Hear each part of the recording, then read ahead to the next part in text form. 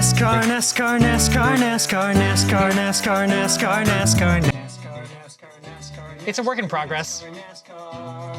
I love advertisements. I let McDonald's slap their logo on my arm if they paid me. And I'll do it, I'm a whore. So it only makes sense that my favorite sport in the world would involve billboards on wheels. NASCAR is full of ads. From the cars, the fire suits, even the race names have ads. What the hell is a PowerShare QQQ? But the granddaddy of them all has to be the commercial. And since the TV broadcast is the most popular way to watch the race, you're gonna see a lot of them. Especially if you're watching Fox! And I love commercials so much that I'm gonna play a mid-roll right now. If there wasn't a mid-roll, then this is gonna be really awkward. Now, what makes a good commercial? Well, the easiest way to boil it down is that it's gotta be memorable. And there have been plenty of them over the years, especially during the big boom in popularity in the late 90s and early 2000s. But not every commercial is the same. No. There's different types, different flavors. And I'm gonna go over all of them. The first one being...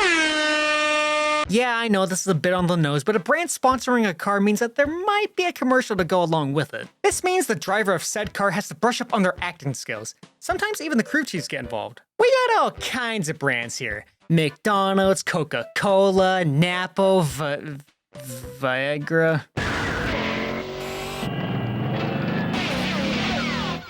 Who'd you expect? Bob Dole? No one's surprised, Mark. You fit the bill very well. Sometimes there would be a running theme with the commercials, like the Gillette Young Guns pranking each other, or those soccer moms horny for Casey Kane. But the one I always think of is Dale Jarrett and the big brown truck. For years, UPS was trying to get Dale to drive the truck. Are you Mr. Dale Jarrett? Yep. Are you gonna race the big brown truck? No, I'm not driving the truck.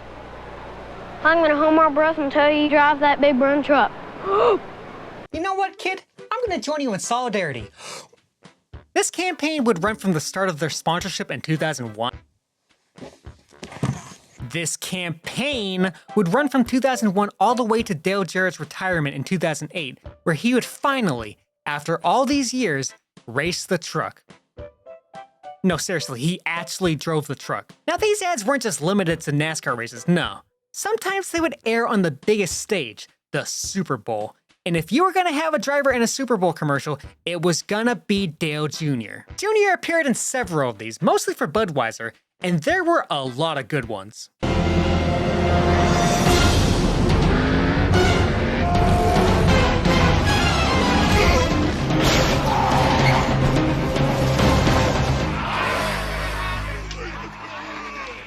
Okay, guys, I told you.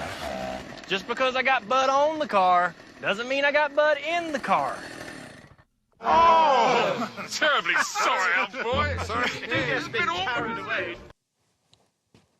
So we just gonna ignore all the people he killed back there? Ah, yes. Win on Sunday, sell on Monday, refund on Tuesday because they bought a Ford, and there's been another recall. It's not enough to just put their cars on the track. They gotta have commercials too. For a while, you had Chevy and Ford in a pissing contest on who was the most dominant. Oh, we have this many wins in Cup. Yeah, well, we have this many wins in all of NASCAR, and unless the fingers on my hands are lying, that's more than that. There was Pontiac who kept going on about wide track or something. On the way to the winner's circle, wider is better. You know, it's funny. My girlfriend says the same thing.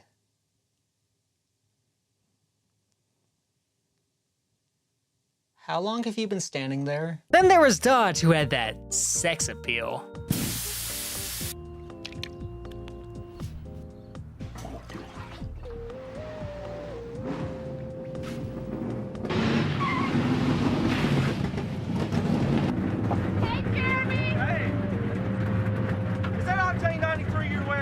Actually, it's Octane 87. I ain't some bougie bitch. But out of all of them, the best was Toyota.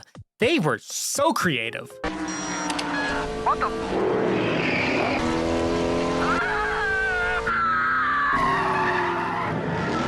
I'm out of here. Run, Sandy, run for your life! Voegs to go. We'll be right back.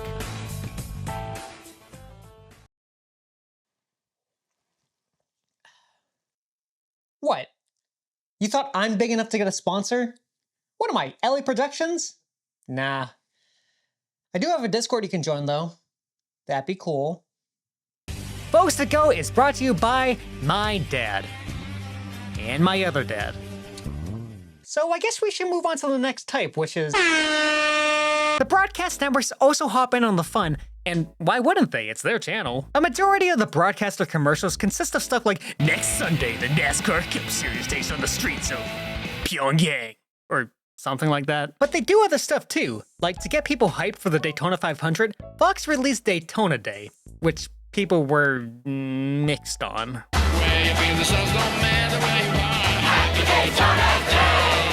Hello everyone, my name is Voegs, I have a Voegs taste in music, and today I'm giving Daytona Day a red headphones. Dog. Now if you excuse me, I'm gonna go put my foot in my mouth. Then there was NBC, who would use NASCAR to promote the Olympics.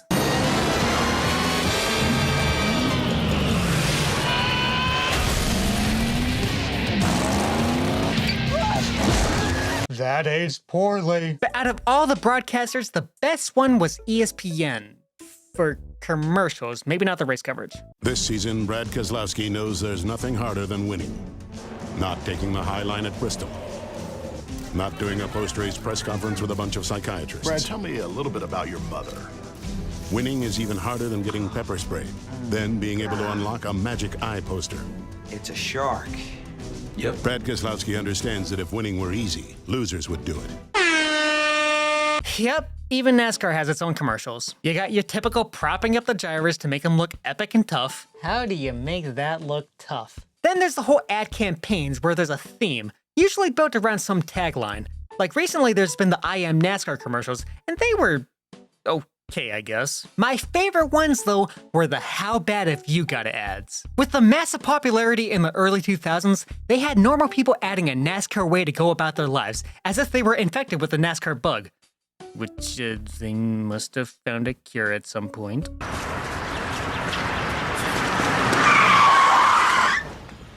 You moron! I could have killed you!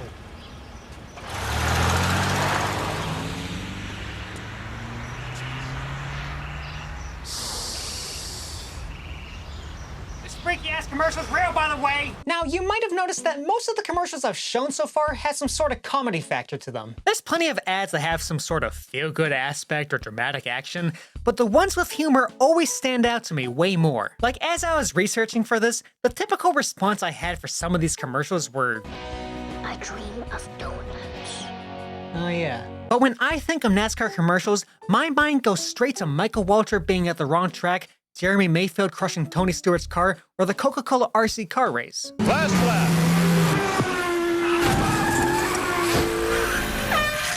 Nice race, guys. Yeah. Hey, Kevin, we need you in the pits. Oh, dang.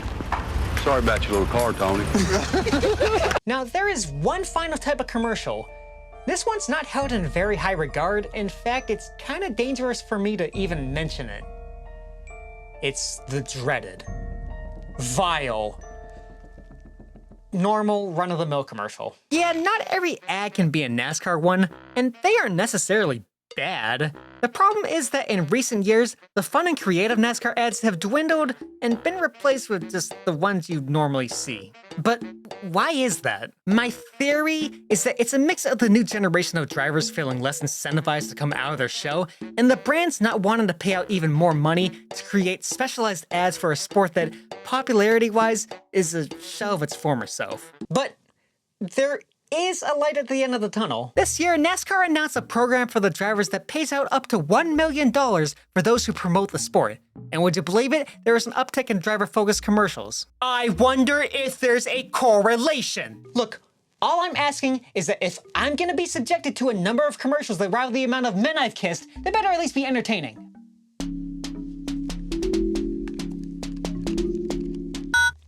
Hello? Oh, hey, Burger King.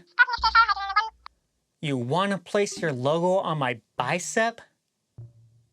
Hell no! I may be a slut for advertising, but I am a classy slut.